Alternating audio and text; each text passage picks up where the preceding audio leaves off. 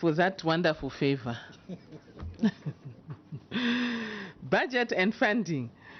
The project is financed by the African Development Bank through the Global Agriculture and Food Security Program loan of $31,120,000 United States dollars, with Government of the Republic of Zambia counterpart contribution of $3,610,000 United States dollars. Further, the project received additional financing towards mitigating the impact of COVID-19 on household food security of $1,400,000 United States dollars, as shown in Table 1 below. The controlling officer's response. I wish to state that the observation by the Office of the Auditor General is acknowledged, and this is the correct funding status for the project. Operational matters. Under utilization of project funds, the APMEP is divided into 3 components, namely agriculture production and productivity, which is irrigation development, crop diversification and intensification, and livestock development. The other one is value chain development and market linkages, and this is divided in agro-processing infrastructure development and market linkages. The other one is institutional strengthening, that speaks to nutrition and capacity building, project management, monitoring and evaluation. In the 2022 budget, the project was allocated amounts totaling to $1,908,673.42 United States dollars to cover all activities relating to the 3 project components, out of which amounts totaling to. Thank you. Yes, Honorable Daka. Just for correction purpose, Chair, the controlling officers. Please speak through the mic, Honorable. The controlling officer, instead of mentioning that it's 1,900,000, and she has said it's $1,900,000 something dollars. I think this is misleading to us and the nation. Chairs. Thank you. PS, you can correct that. Thank you for that correction. My apologies. We move to controlling officer's response. I would like to inform the committee that the reason for the limited number of activities undertaken under the grant was because the project coordinating unit ceased to exist upon expiry of the contracts for staff members. The contracts could not be renewed because the operational budget under the project was not adequate to support the renewal of the contracts. Further, the delay in electrifying the scheme was due to lengthy internal and external processes. The engagement with ZESCO could not be concluded on time. Arising from the protracted delays, it was decided that a private contractor be engaged to undertake the works. This meant that the procurement process had to be restarted. The corrective measure taken, the ministry took action to assign members of staff from within the ministry to start managing the project. It took a bit of time for the new team to settle and understand the project to start accelerating project implementation. Once the new team settled, project activity implementation improved. A contract for the construction of 11,000 meters of 33 kV overhead line for Shikabeta irrigation scheme in Rufunsa was awarded to a private company called Northlands Equipment Limited on 12 April 2023. The contractor has made progress and is expected to complete works by 31st December 2023. Contract management of infrastructure projects.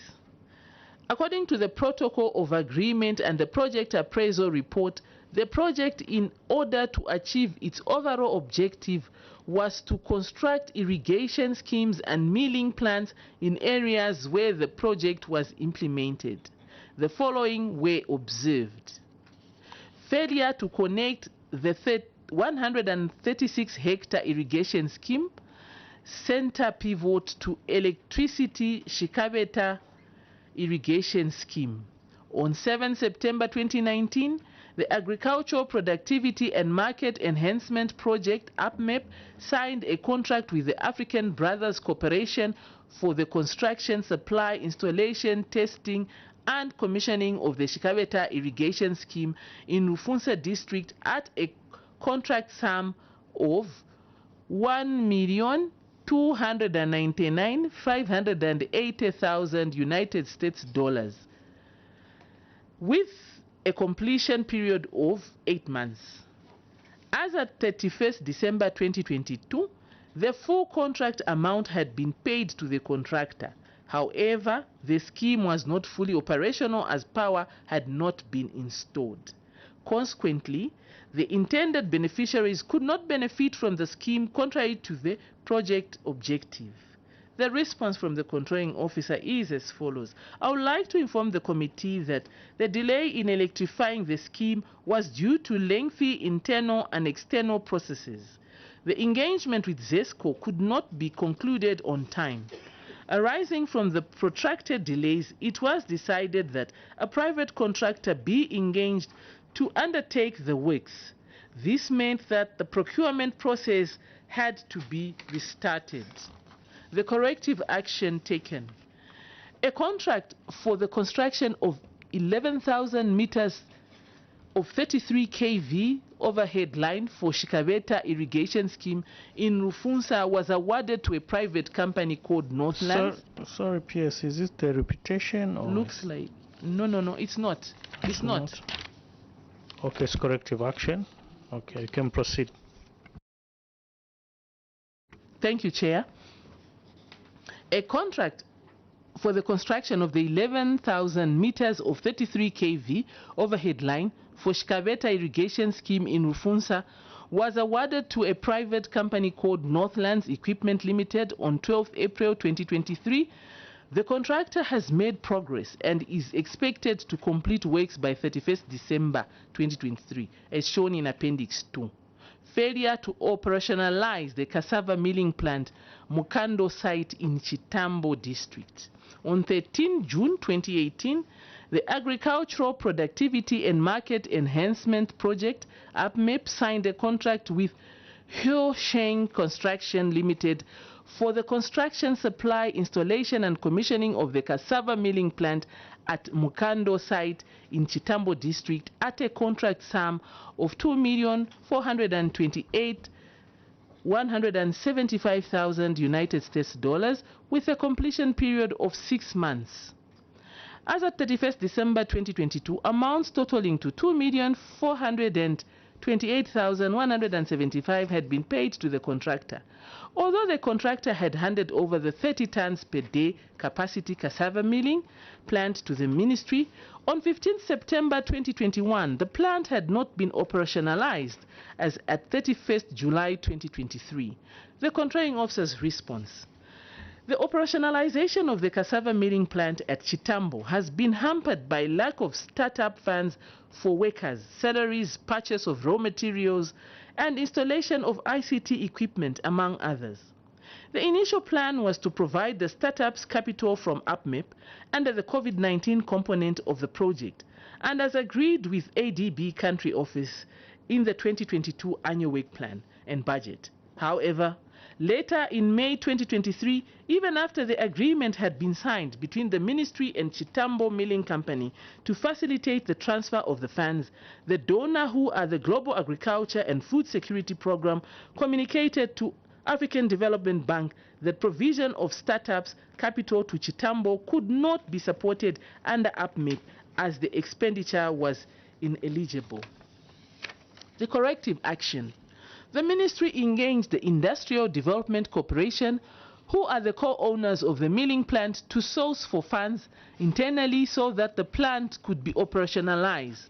Further, the ministry engaged the African Development Bank Country Office, requesting that additional funds be sourced from other banks, financed projects to support operationalization of the milling plant. Both actions are being pursued, and indications are that the plant will be operationalized by the end of the year 2023, as shown in Appendix 3. Electrical mechanized farming equipment delivered to groups with no access to power. On 24th January 2018, the Ministry of Agriculture signed a contract with Agricon Zambia Limited for the supply of 280 value addition processing equipment at a total sum of 234,970,000 United States dollars exclusive of VAT, with a delivery period of 8 weeks. Between 28th June 2018 and 31st August 2018, the mechanized equipment were delivered and distributed to the 6 districts: Rufunsa, Gwembe, Snazongwe, Serenje, Chitambo, and Chongwe, under the Value Chain Development and Market Linkages component of the project. A physical inspection carried out in April 2023 revealed that electrical farm equipment valued at 40,046.30 United States dollars was distributed to various cooperatives which had no electricity connections and had not been used 5 years after they were delivered, as shown in Table 3 below. Sorry, Chair.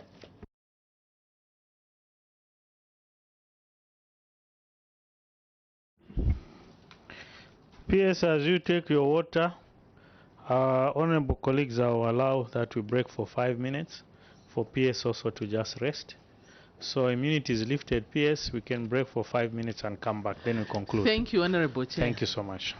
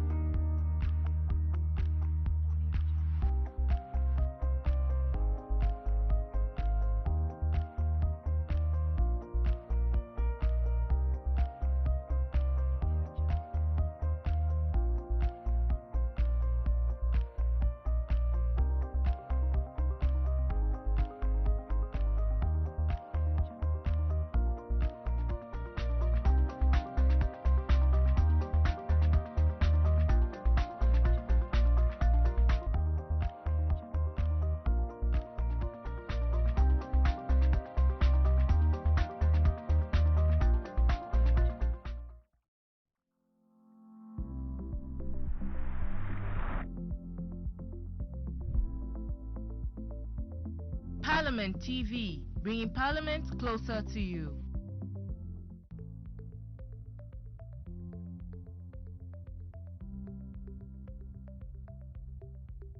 Scrutinizing a national budget is crucial for promoting transparency, accountability, effective resource allocation, and citizen engagement in the budget process. It is for this reason that the National Assembly signed a Memorandum of Understanding with selected civil society organizations to enhance cooperation between the parties in the areas of public financial management, fiscal policy, and economic matters on 6th December 2023 at Radisson Blu Hotel. Speaking at the signing ceremony of the Memorandum of Understanding, Clerk of the National Assembly, Mr. Roy Ngulube, said enhanced collaboration that is expected from the Memorandum of Understanding will play a cardinal role in the realization of the National Assembly of Zambia 2022 to 2026 strategic plan.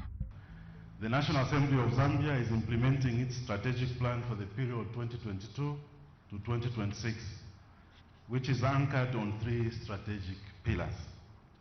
I would like to believe that partners present at this function this morning have had sight of the plan or the strategic plan, as in fact, as you know, it is available and accessible on our parliamentary website.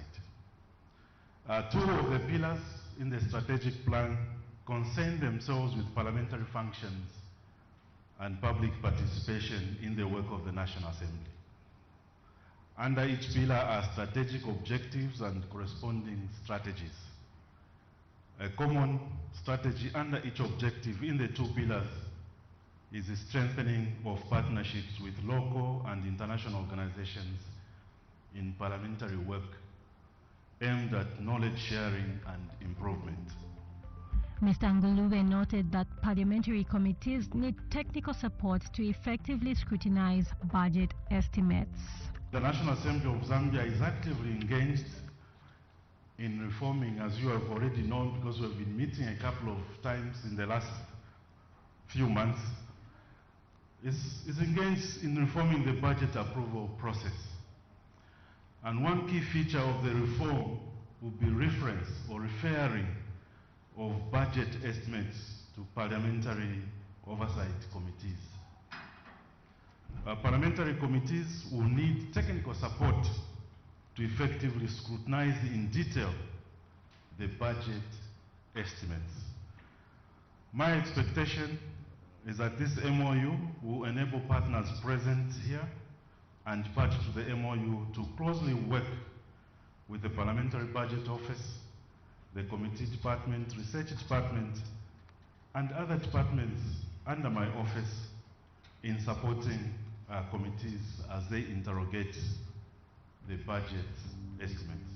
And speaking on behalf of civil society organizations, Executive Director from Civil Society for Poverty Reduction, Ms. Fides Temba, disclosed that CSOs are hopeful that the signing of the Memorandum of Understanding will strengthen collaboration as they continue to influence and convene the strategic focus to provide checks and balances to government. Our mandate as civil society organization is to work with institutions like the National Assemblies of Zambia to enhance our advocacy and lobbying across all sectors of programming. Our strategic positioning is clearly an advocacy and service delivery that cannot be achieved without collaboration of various stakeholders and commitment from the National Assembly of Zambia.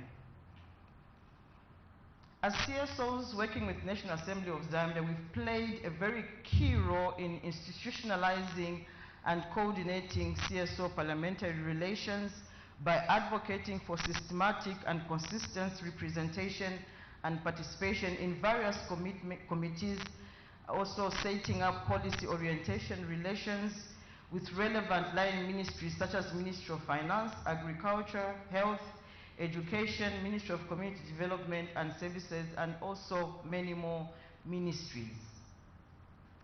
CSOs have also largely contributed to several policy reforms through the various submissions made to various committees of the National Assembly of Zambia. and this has improved our governance systems and structures.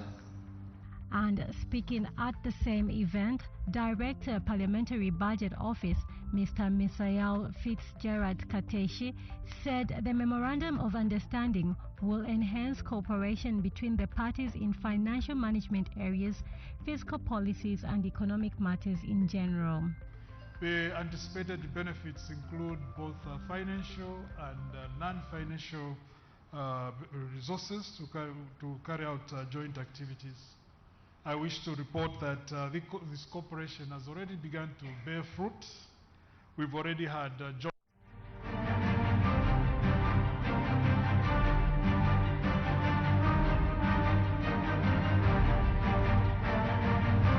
groups with no access to power. The contracting officer's response is as follows. The agreement prior to the purchase of the electrical powered equipment was that the cooperatives or women groups were supposed to install the equipment in or around markets or small trading areas in the districts and not necessarily in the villages where the beneficiaries resided. This was on the premise that these locations provided a ready market for the processed products. However, because of weaknesses in the management arrangements in the groups and delays in providing training to the groups, some equipment has not been installed as envisaged. You may also wish to note that, as stated earlier, the lack of PIU due to lack of funding has generally affected the project implementation. Corrective action taken. The ministry has assessed the status of the usage of the valuation of the value addition equipment distributed in the various districts. In some cases, equipment that are not being used will be reassigned to other cooperatives or groups. Further, training activities have been organized to be held before the end of 2023. The training will focus on value addition, installation and maintenance of the equipment, agribusiness and cross-cutting issues such as nutrition. Funds for these activities have been released to the 6 districts as shown in Appendix 4. Distribution of value addition mechanized equipment. In 2018, the Ministry of Agriculture APMEP procured value addition processing equipment at a total sum of $234,970,000 United States dollars exclusive of VAT under the value chain development and market linkages component of the project. Between 28th June 2018 and 31st August 2018, the mechanized equipment were delivered and distributed to 6 districts: Rufunsa, Gwembe, Sinazongwe, Serenje, Chitambo, and Chongwe. A physical verification conducted in June 2023 in 5 selected participating districts revealed the following: failure to sensitize, train farmers on the use of the value addition equipment. Section 3.2 of the APMEP Implementation Guidelines and Institutional Agreements requires that the district agricultural coordinators mobilize communities, provide sensitization to beneficiaries, and train farmers.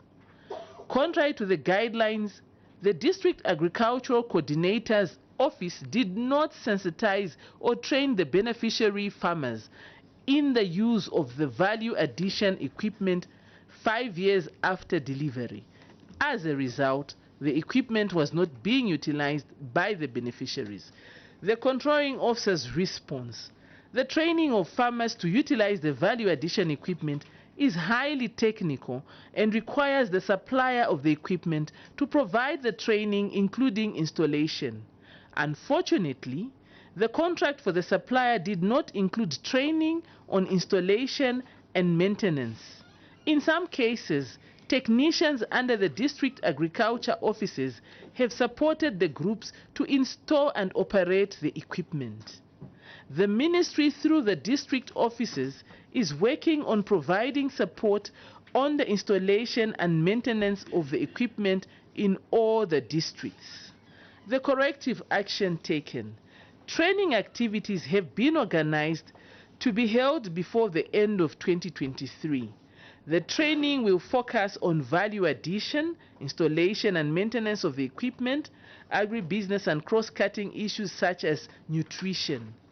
Funds for this activity have been released to the 6 districts. Failure to utilize the value addition equipment in Gwembe district.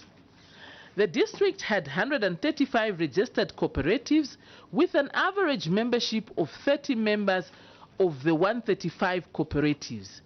Only 14 cooperatives were each allocated some value addition processing equipment. A site visit to 4 beneficiary groups that were allocated in Gwembe district revealed that the equipment were not being utilized as shown in table 4 below. The controlling officer's response. The training of farmers to utilize the value addition equipment is highly technical and requires the supplier of the equipment to provide the training, including installation. Unfortunately, the contract for the supplier did not include training on installation and maintenance. In some cases, technicians under the district agriculture offices have supported the groups to install and operate the equipment. The ministry through the district offices is working on providing support on the installation and maintenance of the equipment in all the districts. The corrective action taken. Training activities have been organized to be held before the end of 2023. The training will focus on value addition, installation and maintenance of the equipment, agribusiness and cross-cutting issues such as nutrition.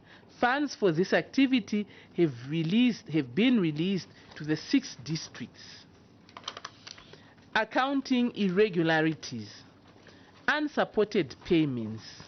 Regulation 46 of the Public Finance Management Regulation of 2020 requires that a payment voucher relating to purchase should be supported by a purchase order, the supplier's invoice and proof of delivery on performance. Contrary to the regulation, 12 payments in amounts totaling to 745,388 kwacha made during the period under review were not supported with documents such as invoices, goods received notes, goods issued notes, receipts and quotations. The response from the controlling officer is as follows. At the time of audit, the project was being audited by another audit entity. The box files were with the other audit group, resulting in the failure to avail the documents to the other auditors. The corrective action that was taken. I wish to inform the Honorable Committee that all supporting documents are attached to payment vouchers as seen on Appendix 5. Unacquitted payments. Contrary to Financial Regulation number 45(3), which states that any document which is acquitted, certified, and approved by a responsible officer shall form part of cash sale receipts. APME paid amounts totaling to 455,809 to 7 officers as group impressed to cater for payment of daily subsistence allowance and fuel allowance for various activities between 1st January 2022 and 31st December 2022. In addition, the impressed lacked details such as beneficiary details, acquittals, and activity reports. The controlling officer's response is as follows. It is regrettable that at the time of audit, the acquittal sheets had not been submitted by the officers concerned. This was a lapse on our part. The corrective action that has been taken. The support documents and acquittal sheets have been traced and filed and are available for verification as shown on Appendix 6. Thank you, Chair. I submit. Thank you, PS, for your submission. I can see we are knocking off at 22 today. You can switch off the mic. No, thank you, sir, so much for submission. PS, we'll proceed with questioning tomorrow so that you can take a rest and also just prepare adequately for questioning. Emanating from your submission, PS, we've seen the other stakeholders which we will need to support you to answer some of these queries, and I'll highlight them as follows. I think we will need your PACOs. Your PACOs is provincial agriculture officers. Your DACOs, they need to be here. We have 38 farmers who've benefited both from FISIP and what's that? The one from community. Yes, and also some civil servants, which has continued. I think even from the other Auditor General's report, those people were cited, so we'd want to know what's happening. We also want you to contact Agrisam to come, contact FedSeed to come, contact Farmers Band to come. We want Smart Zambia to come. We want Zambezi Seed to come. We want Kamano Seeds to come. We also want the evaluation reports for those 5 who were awarded the contracts, as well as the 10 for those 10 which were cancelled. We want evaluation reports and the actual tender documents, as well as for the seed. We want evaluation reports. And we want, do you have an ICT director in the ministry? Anyone to do ICT? Nothing? Honorable Chair, we have an IT information officer. Is he here? At assistant director level, he's at the office. Let him come with him. Thank you. We also want IDC to come. We want, is it Northland Equipment to come with ZESCO, or whoever was in charge of that project in liaison with ZESCO, so they can give us answers. I think for now, those are the people we need, and those are the things we need.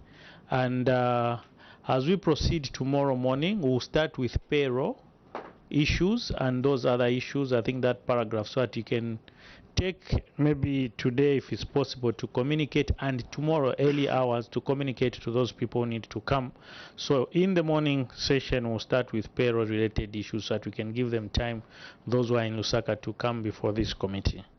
So PS, with that guidance, we want to thank you most sincerely for your submission, and we will meet you tomorrow at 9:30 so that we can proceed with the questioning. Let me take this opportunity now to lift immunity conferred before you, that you are free to go for now. Thank you so much. Thank you, honorable members, and goodbye. Thank you.